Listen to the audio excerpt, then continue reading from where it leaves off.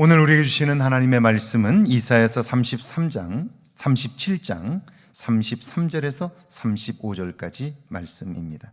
이사야서 37장 33절에서 35절까지 말씀입니다.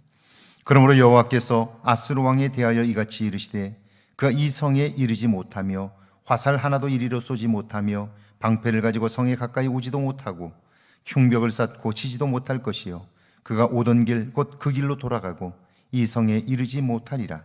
나 여호와의 말이니라. 대저 내가 나를 위하여 내 종 다윗을 위하여 이 성을 보호하며 구원하리라 하셨다 하니라. 아멘. 하나님의 말씀입니다. 할렐루야. 좋은 날입니다. 오늘도 하나님의 도우심이 여러분과 함께 하기를 주의 이름으로 축원합니다.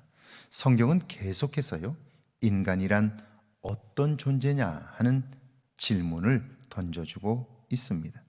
창세기 11장에 보면 바벨탑 사건이 나오지요.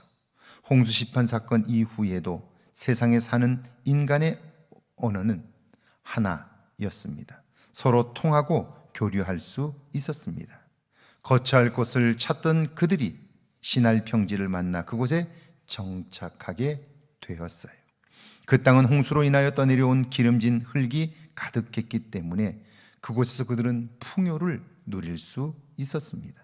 삶의 여유를 가진 인간은 과학과 문화를 발전시켰고요, 질 높은 삶을 추구합니다.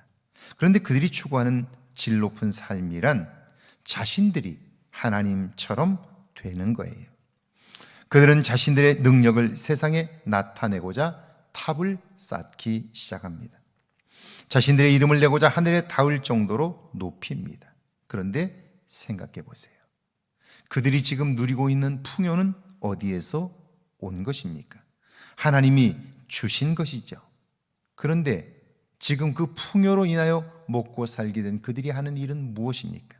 하나님의 자리를 차지하고자 하는 거예요. 그렇다면 가만히 한번 보세요. 그 높은 탑을 쌓으려면 얼마나 많은 사람들을 동원해야 할까요? 얼마나 많은 사람들이 그 일을 하면서 고통을 겪어야 할까요? 하나님의 피조물인 인간을 수단화하고 짐승처럼 마구 부리는 거죠. 그러기 위해서 그들을 지배하는 왕이 등장하고 힘을 가진 사람들이 그들을 자기들의 욕망의 도구로 삼게 되는 거죠.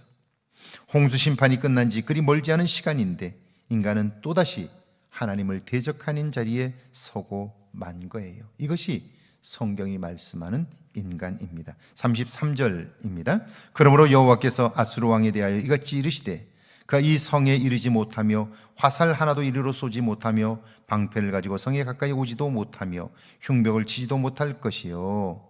지금 아스루 왕은 전차와 어마어마한 군대를 이끌고 와 예루살렘 성을 포위하고 있습니다.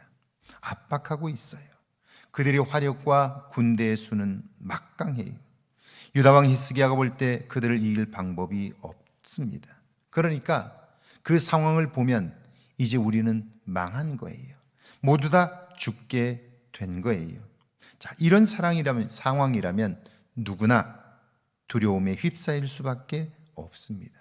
그런데 히스기야는 이 상황에서 그 문제를 가지고 성전에 들어갑니다. 하나님께 아뢰입니다.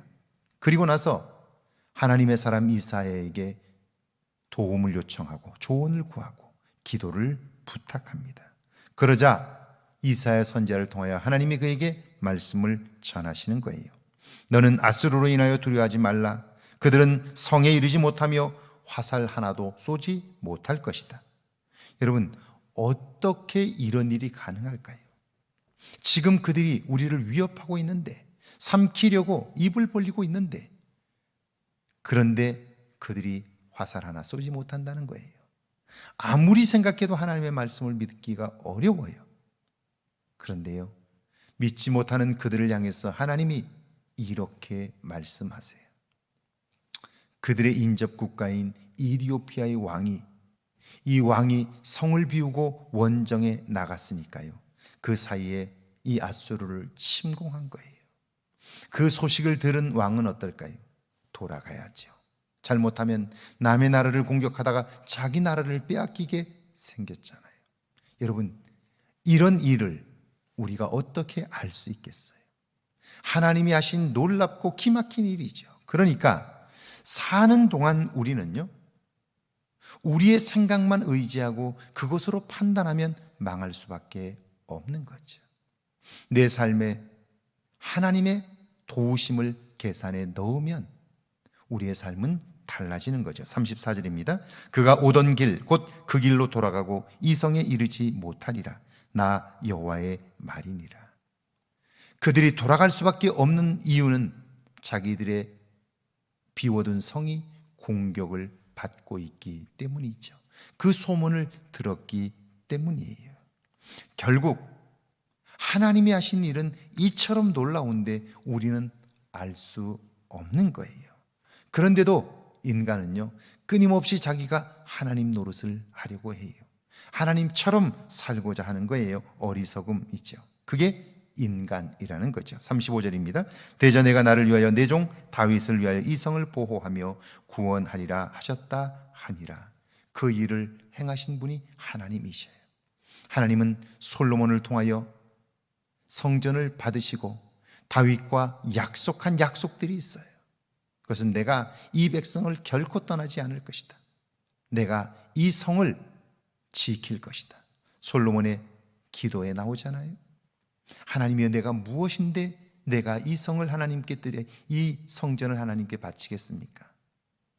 그렇게 이야기할 때 하나님께서 그 성을 기쁘게 받으실 뿐 아니라 솔로몬이 이전에서 기도할 때 하나님 들으시고 응답해 주십시오 라고 기도했을 때 내가 너의 기도 소리를 이곳에서 듣고 내가 반드시 응답할 것이다 약속하셨어요. 그리고 그 약속을 지키시는 거예요.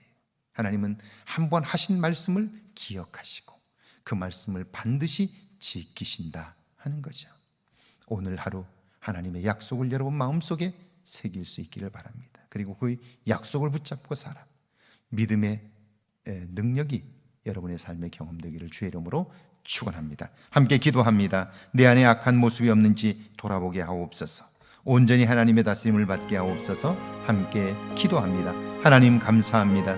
이 땅을 사는 동안 내 안에 나의 악한 모습들을 보게 하옵소서. 하나님 노릇하며 하나님의 자리를 차지하고자 하는 우리의 모습들이 있음을 고백하나니 여호와여 도와주시고 내 삶에 하나님의 다스림을 받아 하나님의 도움을 계산에 넣어 살 수 있도록 은혜를 베풀어 주옵소서. 오늘 하루도 그 하나님과 동행하는 복된 날이 되게 하옵소서.